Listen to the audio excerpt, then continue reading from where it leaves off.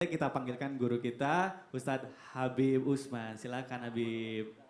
Nah tadi kan udah sesuai apa yang dibilang kata Ustadz Maulana, pasti sumber dari masalah itu ya yang utama adalah ekonomi. Nah biasanya nih kan udah berpengalaman nih, saya juga butuh ilmunya nih, saya pengantin baru nih.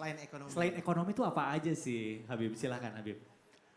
Bismillahirrahmanirrahim. Allahumma sholli ala Sayyidina Muhammad wa ala ali Sayyidina Muhammad. Yang menyebabkan gagalnya suami istri adalah yang pertama karena mereka tidak menjadikan Al-Quran dan hadis sebagai pedomannya. Diwajibkan bagi kita harus mengerti dan memahami aturannya Allah Subhanahu wa Ta'ala. Sehingga apa? Udah jelas landasan kita Al-Quran, landasan kita hadis. Mengikuti aturan Allah dan Rasulnya untuk mendapatkan keberkahan dan ridhonya Allah, menciptakan rumah tangga yang sakinah, mawaddah, warahmah. Banyak di antara kita ini tidak mengerti dan memahami. Sehingga apa? Sehingga mereka tidak mengikuti aturannya Allah. Mereka tidak mengikuti aturannya Nabi besar Muhammad SAW. Timbullah hal-hal yang menyebabkan pertikaian ataupun keributan dalam rumah tangganya. Yang kedua, cemburu yang berlebihan. Wah, zaman sekarang ibu-ibu ini cemburu gak sih Bu? Apalagi cemburunya yang gak dimasuk di akal. Ngapain sih WhatsAppan terus? WhatsAppan sama siapa? Itu mojok di depan ngapain tuh? Atau dia lagi di kamar mandi? Ngapain sih di kamar mandi lama banget? Wah curiga. Cemburu boleh, tapi jangan kelewatan. Ketika kelewatan nanti akan bahaya. Suaminya emosional atau pasangan istrinya emosional. Akhirnya ribut. Rumah tangganya akhirnya berantakan. Nah terus apa lagi? Terjerumus di dalam kemaksiatan. Dia melakukan perbuatan yang tidak diridhoi oleh Allah Subhanahu wa Ta'ala. Dia narkoba. Narkoba. Dia minum minuman keras, khamar. Padahal khamar itu dilarang oleh Allah Subhanahu wa Ta'ala. Innamal khamar wal maisir wal ansab ritsun min amali syaitan. Enggak boleh. Dia khamar, dia lupa segala-galanya, dia galak sama istrinya, dia pukul dan lain sebagainya. Atau dia narkoba, kecanduan, akhirnya masuk penjara dan lain sebagainya.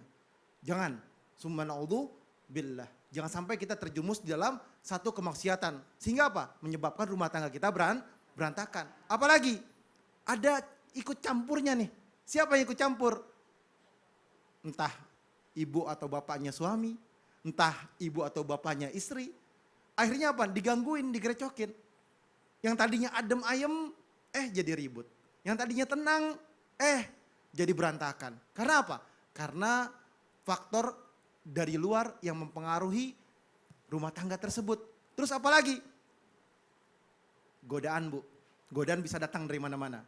Godaan dari mantan, atau godaan dari mana lagi? Pelakor, atau godaan dari pembinor. Tahu pembinor gak? Perebut bini orang. Kalau pelakor kan umum, perebut laki. Nah inilah gangguan yang harus apaan? Harus dijaga. Kasih kepercayaan terhadap istrinya, kasih kepercayaan terhadap suaminya. Ciptakan rumah tangga yang sakinah, mawaddah, warahmah. Cintai, sayangi, hormati. Sehingga apa? Sehingga kenyamanan di dalamnya. Jangan sampai punya rumah tangga sebentar-bentar ribut, sebentar-bentar marah. Ajak ngaji, ajak sholat, dekat sama Allah Subhanahu wa Ta'ala. Sehingga hatinya tenang, pikirannya tenang.